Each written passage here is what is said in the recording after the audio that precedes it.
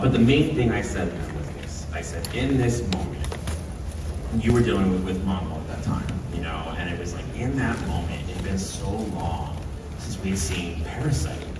Yeah. You know, it was like, where's Parasite? You know, where's Metallo? Where's Silver Banshee? Where's Lex? You know, it was like, where are these Superman bros? And so for me, it was like, that was such a key. And I said that to them. I was like, well, whoever does this is my major advice. It's like, please do something with his rogues, because his rogues are awesome. And I always feel like they get kind of forgotten.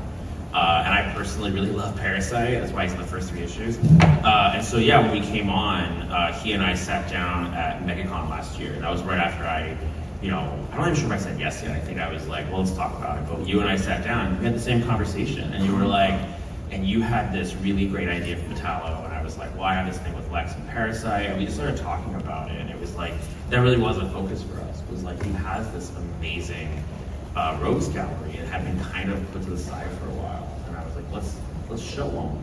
Let's really get back to that and show why they matter. And like the things he was talking about with Metallo, like it's actually talking about why they're great and then try to elevate them a little bit. Yeah, exactly. Elevation is kind of the key. Like that was a really fun conversation, and I mean, Lex is a villain that is almost bigger than just Metropolis, right? He's like one of the larger than life villains of the DC universe.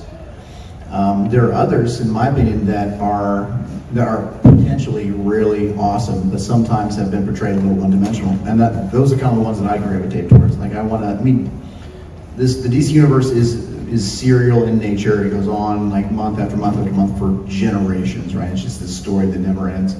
And it's a work in progress in some ways, and I want DC to continue to grow and thrive and evolve and just become more and more awesome as it goes. Keep finding corners of the universe that are a little underserved, or like could be bigger or older or newer and just more incredible.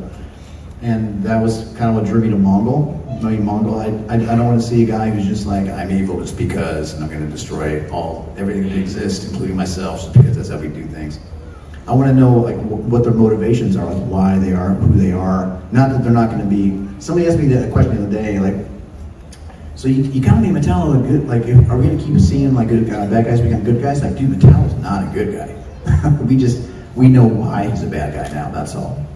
So we need to take characters like Mongol and Metallo and others that I can't name yet, and new characters as well, and just make them more interesting.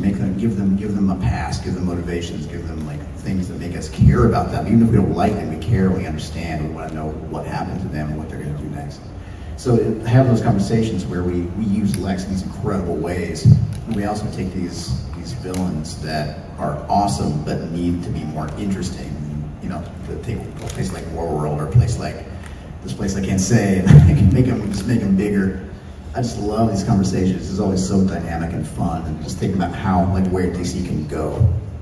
What you did with Metallo was really interesting though, because even though you didn't make him a good guy, again, you're showing how kind Superman is and how nice he is, because he didn't fight him. He helped him.